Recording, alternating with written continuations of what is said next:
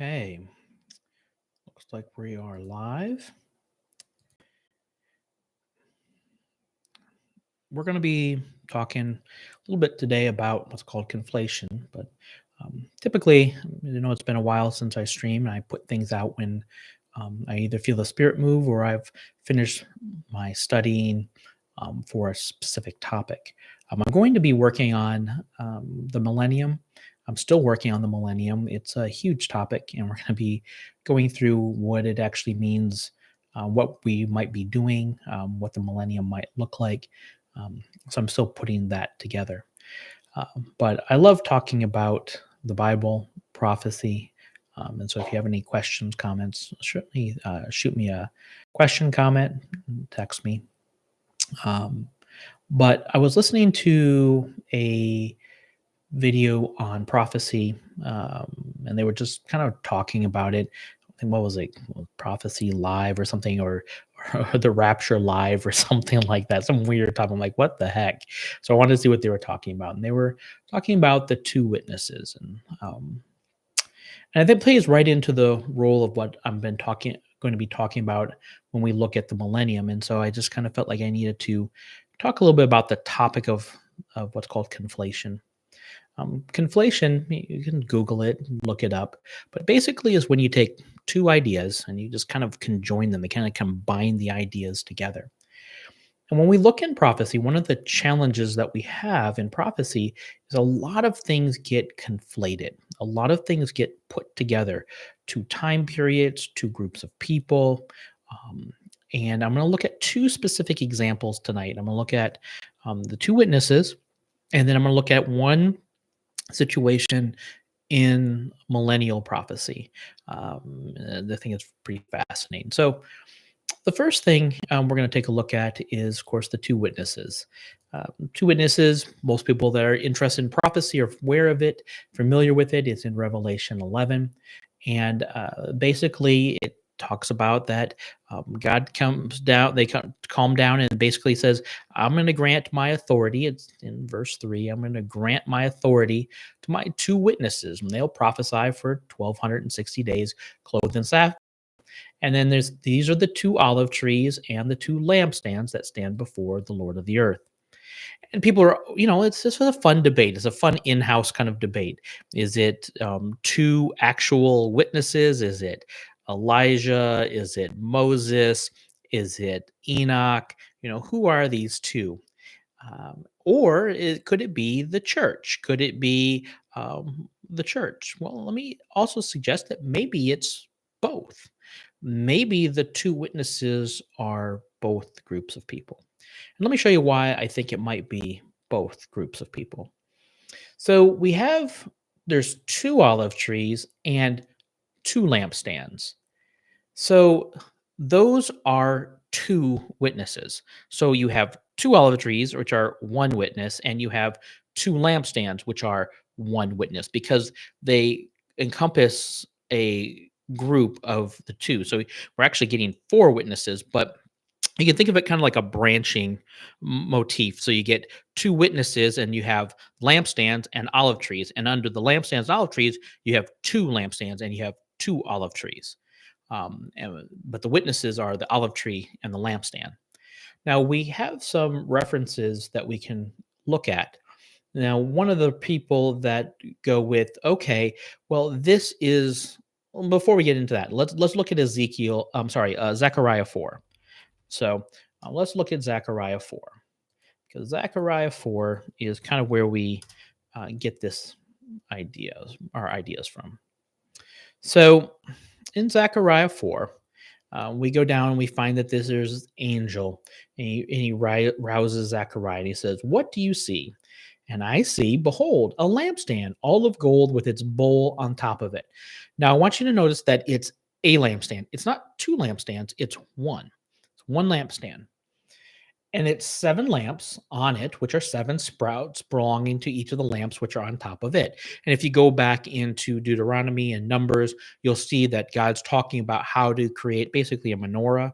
And has seven, it's one lampstand, but it has seven different posts that kind of come out, and how to design it. So that's what he's seen. And then he says, also, two olive trees by it, one on the right and one on its left side. And I said to the angel speaking with me, what are these, my Lord? Right? We don't know what they are. What are they? So the angel who was speaking with me answered and said, do you not know what these are? I said, no, my Lord, I have no idea what these are. Then he said to me, this is the word of the Lord to Zerubbabel. Zerubbabel. Zerubbabel. Zerubbabel. Please, Zerubbabel, please don't get mad at me in the eternal kingdom. Try the best on your name. Teasing a little bit. Um, but it's the word of the Lord to Zerubbabel. And it says, not by might nor by power, but by my spirit, says the Lord of hosts. Look, he's talking about when he's going to give this information that when Zerubbabel does this, he's not doing it by his own power. He's not doing it in his own might. He's doing it by the Spirit of God. And I think that's instructive when we look at the two witnesses, when we look at what they're supposed to be doing it, how they're supposed to be preaching, what they're supposed to be saying. They're supposed to be doing it in the Spirit. That's how we as Christians should be preaching, teaching, living, walking. We should be doing it in the Spirit. Then it says, what are you, O great mountain? Before Zerubbabel, you will become a plain, and he will bring forth the top stone which shouts of it, grace, grace to it. And the word of the Lord came to me, saying, the hands of Zerubbabel have laid the foundation of this house, and his hands will finish it. I think that's really interesting. We could be talking about, in terms of conflation, we could be talking about the temple, or the foundation of that house that he was building then, but we could also be talking about laying the foundation or finishing it in the millennial kingdom. So it's a really interesting situation. Um, then you will know that the Lord of hosts has sent me to you. So when Zerubbabel finishes this, you're going to know that he's sent that. For who is, and that's why it's applying to back then. It's applying to that time period, but it's also interesting because could be applying to some future time. For who has despised the day of small things? But the seven will be glad when they see the plumb line in the hand of Zerubbabel. These are the eyes of the Lord which range to and fro throughout the earth. Okay. Now, the other thing we want to focus on real quick is, then I said to him, what are these two olive trees on the right of the lampstand and on its left? And I answered a second time and said to him, what are the two olive branches that are beside the two golden pipes, which empty the golden oil from themselves? So he answered me and said, do you not know what these are? No, my lord. Then he said, these are the two anointed ones who are standing by the Lord of the whole earth. That's it. These are the two anointed ones who are standing by the. And then we could go into a debate of, are these Enoch and Elijah because they were taken up? Is it Moses because he was there at the transfiguration? We can have that type of fun kind of debate or talking. But it's interesting that we're talking about two anointed ones. So the two olive trees are two anointed ones. So that when we go back to Revelation 11, and we see that we have two olive trees, then I think those are the two anointed ones that stand before the God of the whole earth. But then we also have two lampstands. The lampstand and the olive trees are clearly separated from one another. And so where else do we get this idea of lampstands? Well, if we go all the way back into the beginning of Revelation, we find that um, right up here. It's in verse 12 and 13, in chapter 1. He said, look, I was turning, I saw seven golden lampstands, and in the middle of the lampstands, I saw one like a son of man. And then we go down and we find out are the seven churches, are the seven churches. So we understand that seven lampstands are the seven churches, the complete church. If we have one lampstand, it's the whole church. And if we take the one lampstand that we have back in Zechariah 4, and we take the one lampstand that we have in Revelation, we'd have two lampstands. I think what we're talking about are witnesses, right? There's two lampstand witnesses, and one is the church. The church is witnessing about who Jesus is, about who Messiah is. We're witnessing about that, but the Jews are also a witness. The Jews are a huge witness. They've been around since the beginning, since Paul, Jacob, and Isaac. That Israel has always been there, though they've been kicked out in Babylon, though they were kicked out in 70 A.D. by the Roman Empire. They continue to perpetually proclaim the feast, what God has done at Mount Sinai. They maintain the Sabbath. They're doing all these things as a witness to the rest of the world. So this idea of conflation. So I think when we're dealing with this, the two witnesses, I actually think we're dealing with the olive trees are one witness and lampstands are one, but there's two lampstands and there's two olive trees.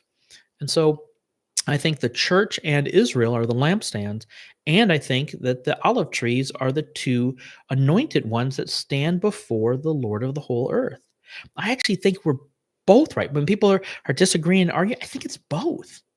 Because in those final days, is the church not going to stand up?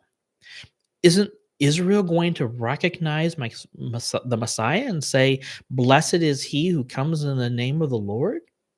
And they'll see him, and God and Jesus is going to come back and he's going to rescue them. We're always talking about, if we're premillennial, we're talking about this time of Jacob's trouble. Well, who's going to rescue them during that trouble time? And they're going to recognize who Messiah is, but they're also still a witness to the rest of the world. Just the rest of the world doesn't, because it points to who God is. So that in the two witnesses thing, that's kind of the idea of conflation. But let's look at another area in regards to the millennium. Okay, and so also in Revelation. We're going to be in Revelation 21, and this is very, very fascinating. So hopefully this won't be too long today. It's just a couple scripture verses. It says, "Then I saw a new heaven and a new earth." Okay. "For the first heaven and the first earth passed away, and there's no longer any sea." So number one, I want you to pay attention and say, there is no longer any sea. Okay. "I saw the holy city, the new Jerusalem, coming down out of heaven from God, made ready as a bride adorned for a husband." Again, this idea of two. We see the bride. We just learned about the bride and the Christians and those accepting Jesus getting married to him. But now the new Jerusalem is also like a bride. But I want you to pay attention. There's no sea. "Heard a loud voice from the throne. The tabernacle of God is among men."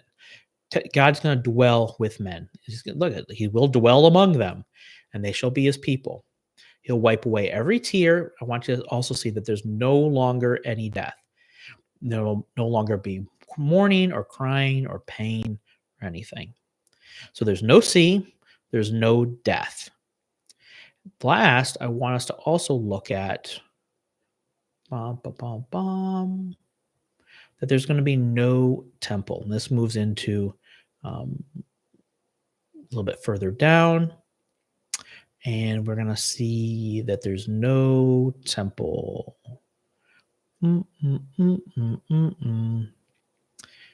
So there we go. Verse 22 of 21, "I saw no temple in it, for the Lord, the God, the Almighty, and the Lamb are its temple." Okay. So there's a new heaven, new earth. We see it coming down from heaven. There's no sea.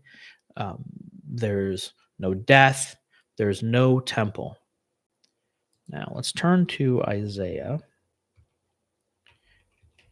60.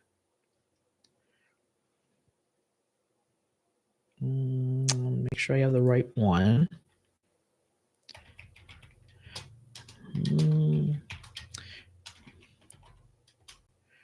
I love this thing. Yeah, I'll use the Logos Bible software. I love it for word studies and things along those lines. Um,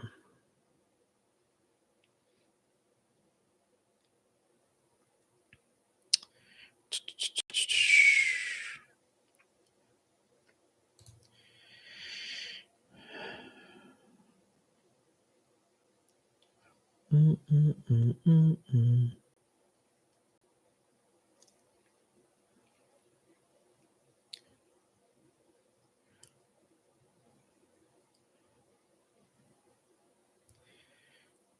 Isaiah 60,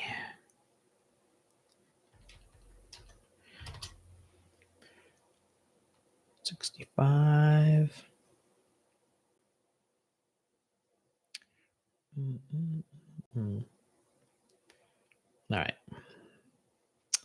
Isaiah 65, verse 17.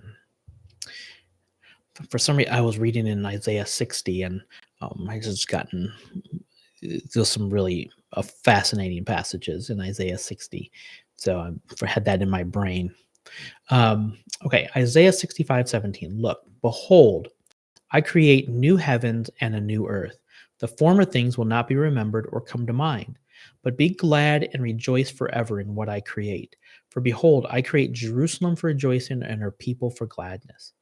I will also rejoice in Jerusalem and be glad in my people.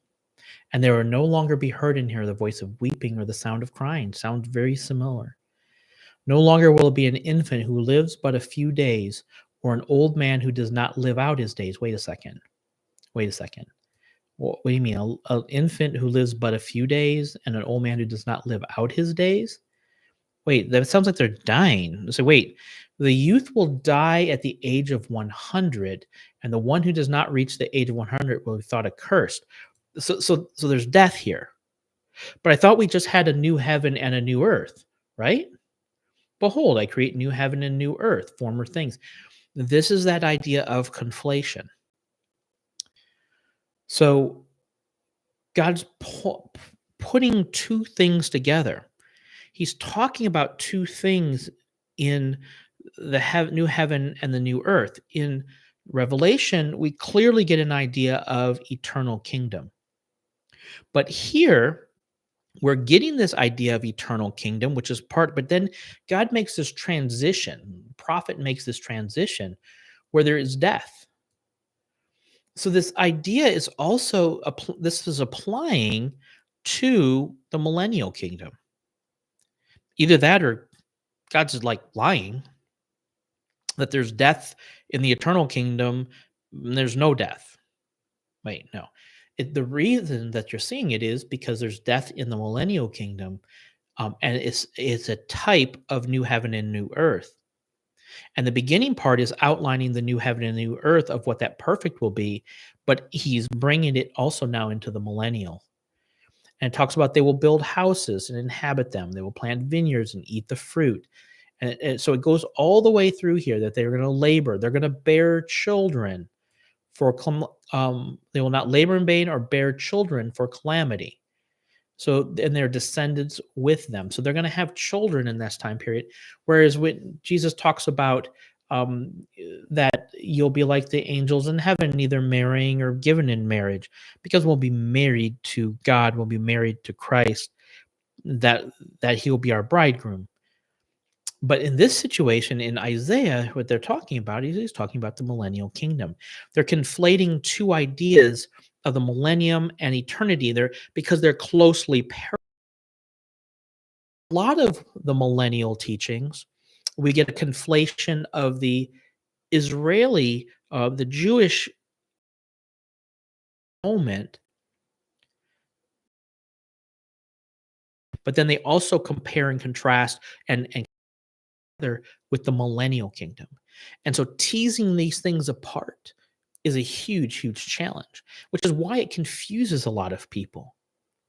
So unless you have a proper understanding of the structure of what God's going to do, we're going to struggle. And I think that's why a lot of people struggle with prophecy because either one, they just like, well, that doesn't apply anymore. This is nothing. We do this with the preterism. We do this with the destruction of the temple in 70 AD. And so then we say, oh, well, it all happened then, not realizing that it can happen again. Because Jesus, if we when we look at Luke 17 and we look at Matthew 24, he conflated some things. He put some things together and it confuses people. And we see this as a prime example here. And then we go back and we see that they'll come to pass, that they will not labor in vain. Okay, so they'll also come past. They'll answer while they are still speaking. I will hear, and that's because the Spirit is in these individuals.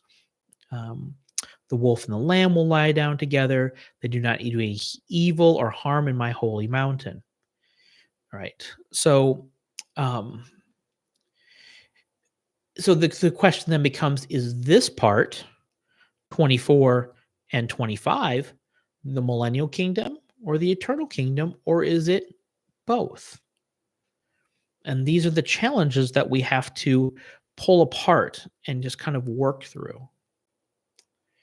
Now, let me go back and real quick and look at Isaiah 60, because this is really,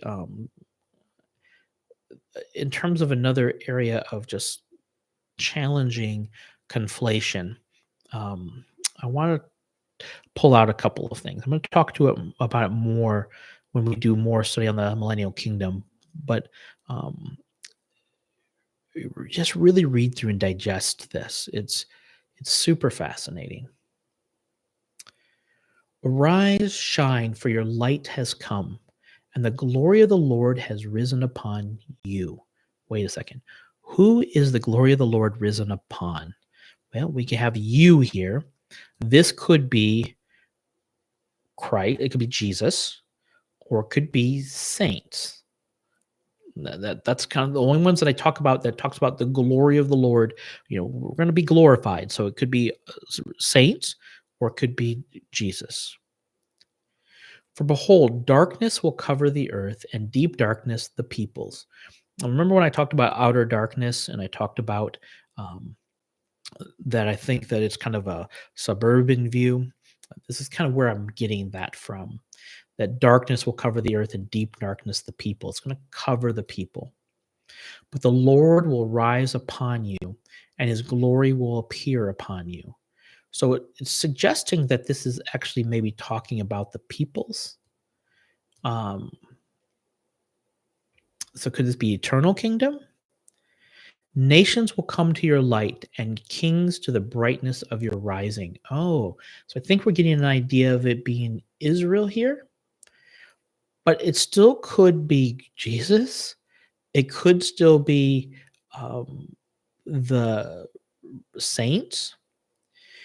Lift up your eyes round about and see. They all gather together. They come to you. Your sons will come from afar, and your daughters will be carried in their arms. Then you will see and be radiant, and your heart will thrill and rejoice because the abundance of the sea will be turned to you. The wealth of nations will come to you. Clearly sounds like millennial kingdom talk. But there's also some sounds a little bit like eternal talk too. Let's read on. I think this is also kind of why we need to also be very humble in many respects to prophecy. We need to keep it in our hand loosely, right? We don't hold it like a tight grip. I got it. This is the exact right way. Let's hold it loosely and go, okay, we have a general idea of kind of what's going on. We have a general idea, but let's not be so dogmatic that we miss it. We don't want to miss it like some of the Pharisees and Sadducees missed Jesus's first coming. They got so dogmatic about what they expected Messiah to be like that they missed it. And that's not to say that we need to understand that there is going to be a rapture. There's going to be a first resurrection and a second resurrection. The Bible's very clear about it. There's going to be a day of the Lord. There's going to be certain things that are going to happen. A millennial kingdom, I think it's pretty clear. Eternal kingdom, definitely. I think all Christians are going to agree there's an eternal kingdom. And so we need to discuss these things so that we understand. But I think the most important thing is how do we live? How do we live through it? Let's say that there's a pre-trib rapture. Okay, then how should we be living now? But let's say that there's a post-trib rapture and we have to go through the tribulation and through the wrath of God. How should we live during that time period? What do we say? What type of witness are we? Are we clothed in sackcloth? Are we clothed? What does that mean? Clothed in sackcloth, clothed in repentance. Are we repenting? Are we sad and torn? Have we torn our robes and clothes over what's going on? All right. Um, So a multiple of camels will cover you, and young camels of Midian and Ephah, and all those from Sheba will come. They'll bring gold and frankincense, and they'll bear good news, the praises of the Lord. All the flocks of Kedar will be gathered together to you, the rams of Nebaioth. They will minister to you. They will go up with the acceptance on my altar, and I shall glorify my glorious house. The glorious house. Usually, house is referring to temple there, which suggests millennial kingdom since there's not going to be a temple. You could say that in the eternal kingdom, that the house is going to be the house that he built, which is his people. Um, but I think we're talking about the millennial kingdom here, but are we conflating things? Who are these who fly like a cloud and like the doves to their lattices? Okay, now this blew my mind. I don't know that I ever remember reading this, but I started reading this. I'm like, wait a second. Isaiah's getting a vision here. And he says, who are these who fly like a cloud? It's these, it's plural. So we have it could be angels that are flying like a cloud and like doves to their lattices. But could it be resurrected saints? If this is the millennial kingdom or even the eternal kingdom, are they flying? I would think that that would be a possibility, right? We can't die. We have these resurrected bodies. Can we actually fly? Interesting thought. Again, we hold it loosely. We kind of hold into our back of our minds. Makes me excited. Makes me a little excited. Surely the coastlands will wait for me, and the ships of Tarshish will come first to bring your sons from afar, their silver and their gold with them, for the name of the Lord your God and for the Holy One of Israel, because he has glorified you. So I think we're clearly getting this idea that Israel is talking about sons and daughters and bringing them back to the land, and much of the other things that we're talking about. We're also getting a picture that there's some glorification of some people going on as well. And when we're talking, well, before we talked about conflation of time periods in Isaiah 65 and Revelation 21 with the new heaven and new earth. The two witnesses, we get conflation of a group of people. And I think here we might be getting more conflation rather than two events or time periods. We might be getting conflation of two people groups, resurrected saints and Israel that's being glorified in the millennial kingdom. Because if we go back and we look at verses 1, um, this idea of light has come and the glory of the Lord has risen upon you, and the glory will appear on you. These are very generic yous. They could apply to in Kentucky. We'll say y'all, and His glory will appear upon y'all. I know this is not a plural. This is a second person, but it be when you say you, what you are you talking about? Are you talking about you, Israel, or are you talking about you, resurrected saints? Then, when we get nations will come to your light and kings to the brightness of your rising, are we talking about Jerusalem? Are we talking about Israel? Are we again talking about resurrected saints?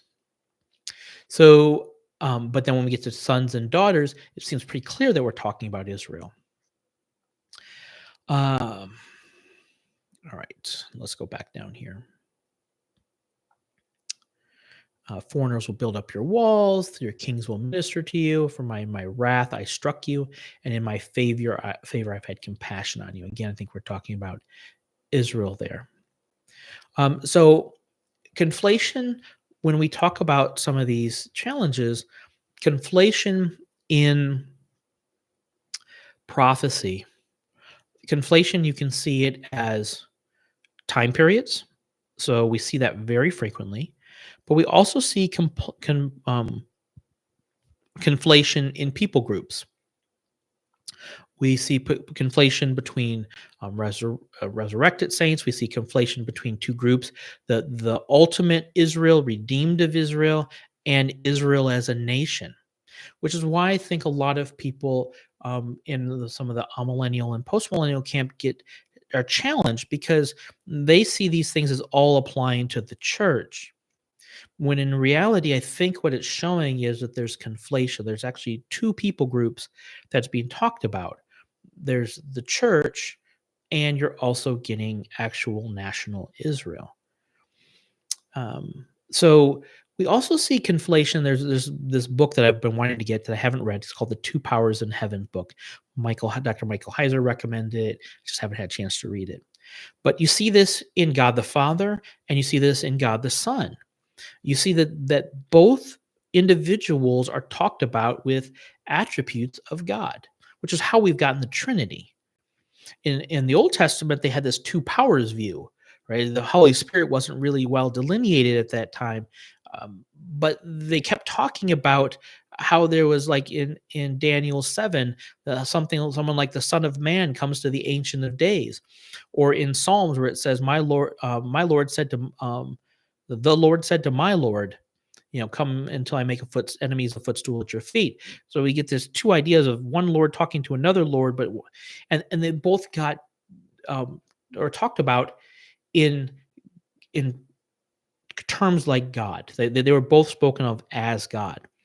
So we see this conflation in Jesus and the Father in terms of how they're talked about, which is why people get confused, which is why they struggle.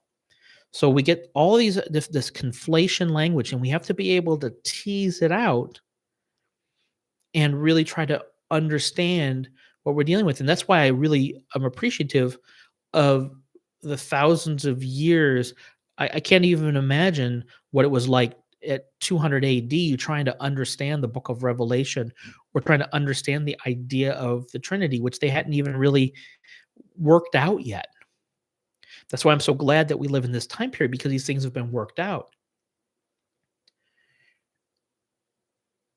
But the other part of this is I I was reading some comments in somebody else's YouTube channel, and one of the comments was, "Oh, you teach this, so I'm done with your channel. Oh, you teach this, I'm done with your channel." And I think that we have to be very wise in terms of what we look at, but we also, in regards to prophecy, we need to really examine all the different avenues. If you were to say, you were watching a channel and they were teaching a very Unitarian idea that there's just one God and Jesus is not God and Jesus is less than God, he's a created being, like some in Mormonism or Jehovah's Witness teach, yeah, done with, not listening, gone. Because that's the core central teaching of who God is. Uh, But in regards to prophecy, I think we need to be we need to read all of it. We need to really take it all in, so that when the time comes, we have all of this tension in our mind that we're holding on to, so that we don't get deceived.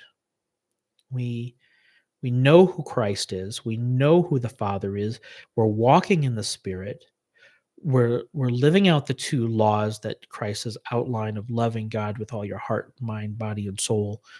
Heart, mind, soul, body was included, and loving your neighbor as yourself. What does that look like on a day-to-day basis? How do we walk in that type of environment? How do we live in that type of environment?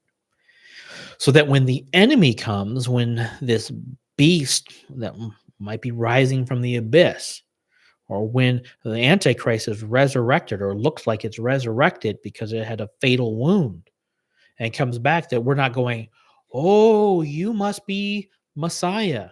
No, because we understand these things, but some people are going to get deceived. If you're amillennialist and postmillennialist, and you think that these things have already transpired, or you're preterist and you think these things are already transpired, are you at risk for being higher chance to be deceived? Okay. If we're premillennial, like I am, and everything's already happened, what am I going to get deceived by?